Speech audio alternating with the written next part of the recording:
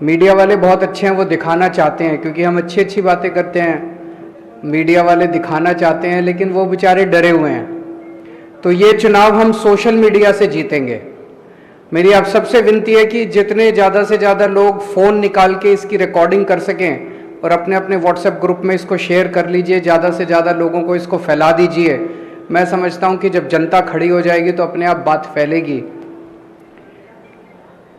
अभी जब मैं कल फ्लाइट में आ रहा था, मेरे बगल में अहमदाबाद के एक व्यापारी बैठे हुए थे, स्टॉक ब्रोकर हैं। मुझे देख के आश्चर्यचकित हो गए। बोले, सर सीएम के बगल में बैठा हूं मैं, मेरे भाग्य खुल गए। फिर बोले कि सर मुझे आपके साथ फोटो लेनी है। मैंने कहा ले लीजिए। फिर अचानक बोले कि नहीं, गड़बड़ हो जाएगी।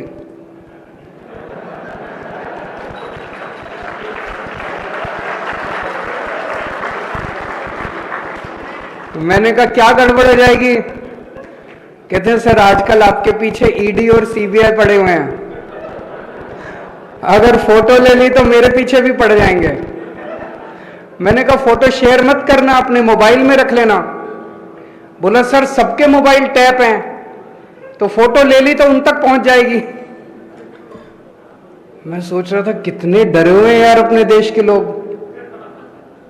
व्यापारी कितने डरे हुए हैं। जिस देश का व्यापारी एक फोटो लेने में इतना डरा हुआ है, वो देश कैसे तरक्की कर सकता है?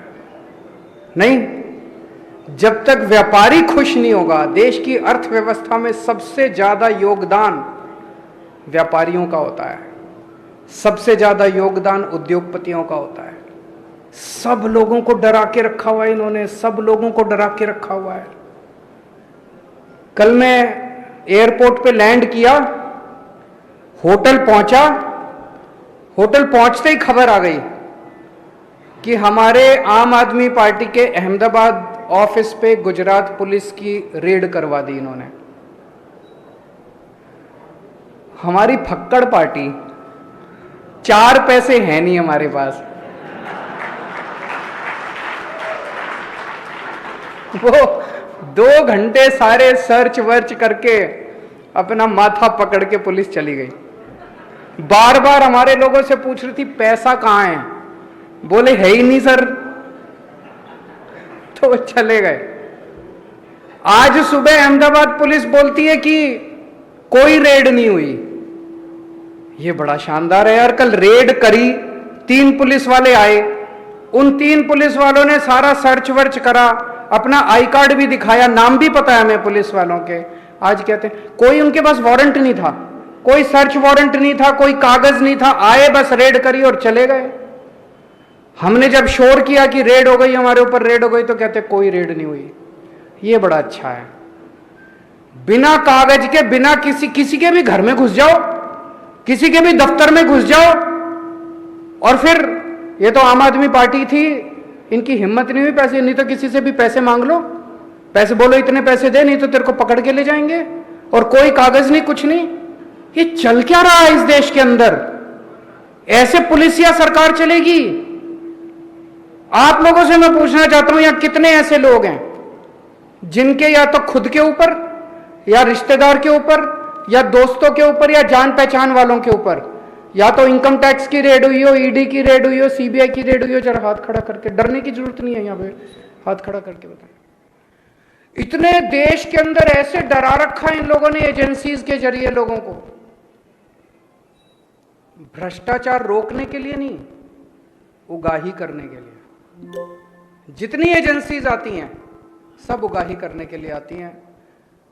जब तक देश के व्यापारी के मन से डर नहीं निकाला जाएगा, जब तक व्यापारी खुल के व्यापार नहीं कर पाएगा, तब तक देश तरक्की नहीं कर सकता। सबसे पहली चीज ये, आम आदमी पार्टी की सरकार बनेगी, गुजरात के अंदर भयमुक्त वातावरण देना हमारा सबसे पहला काम होगा।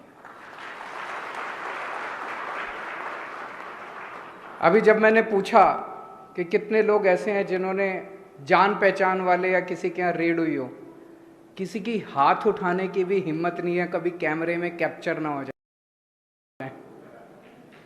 ऐसा हो ही नहीं सकता कि किसी जान पहचान वाले या किसी के यहाँ इनकम टैक्स की इसकी उसकी रेड ना हुई हो। डर निकालना पड़ेगा, सबसे पहले जनता के मन से डर निकालना पड़ेगा। निडर होकर व्यापार करो। आप निडर होकर व्यापार करोगे, आपका व्यापार बढ़ेगा तो देश तरक्की करेगा। ये मैं दिल से कह रहा हूं। मैं खुद भी एक व्यापारी परिवार से आता हूं। मैं बनिए परिवार से आता हूं, बनिया हूं। तो हमारे दादाजी की तरफ भी, मामा जी की तरफ भी, नाना नानी, दादा दादी सारे व्यापार में थे। और मैं जानता हूं कि एक व्यापारी कितनी टेंशन के अंदर 24 घंटे व्यापार करता है। कभी लगता है ये एजेंसी आ जाएगी, कभी वो डिपार्टमेंट आ जाएगा, कभी वो आ जाएगा। सबसे ज्यादा जीएसटी से दुखी हैं लोग, हैं कि नहीं है? जीएसटी से बहुत दुखी हैं। अभी जैसे बताया इन्होंने, कई मैं सुन रहा था, जैनेन्द्र तन्ना जी ने बताया कंप्लायंस की भी दिक्कत है, रेट्स की भी दिक्कत है। इतना कठिन कर दिया इन लोगों ने, इतना कठिन कर दिया इन लोगों ने जीएसटी को। इतने चार्टर्ड अकाउंटेंट को भी पैसे देने पड़ते हैं, उसके बावजूद भी कहीं ना कोई गड़बड़ हो जाती है। इसको सिंप्लीफाई करने की जरूरत है। इसको सिंप्लीफाई करेंगे, हम भी करेंगे, गुजरात के स्तर पे भी करेंगे और केंद्र सरकार के स्तर पे भी आवाज उठाएंगे, ताकि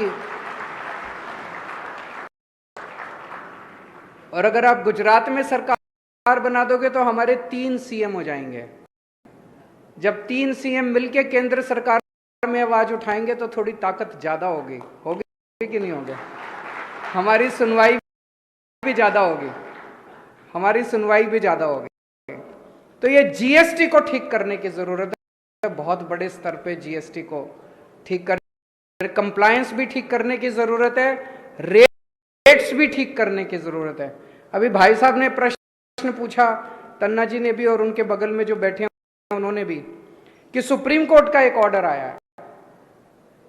सुप्रीम कोर्ट का ऑर्डर ये कहता है कि जीएसटी काउंसिल के अंदर जो निर्णय लिए जाते हैं वो बाध्य नहीं है राज्य सरकारों के ऊपर। ये बहुत बड़ी अपॉर्चुनिटी देता है, बहुत बड़ा अवसर पैदा करता है। अभी फ्रैंकली हमने इस ऑर्डर को अच्छे से स्टडी नहीं किया। इसके बहुत वाइड इंप्लीकेशंस हैं, कॉन्स्टिट्यूशनल इंप्लीकेशंस हैं, लीगल इंप्लीकेशंस हैं, एडमिनिस्ट्रेटिव इंप्लीकेशंस हैं। इसको हम स्टडी करेंगे। अगर अपॉर्चुनिटी खुलती है, मैं आज गुजरात के सभी व्यापारियों को आश्वासन दे के जाना चाहता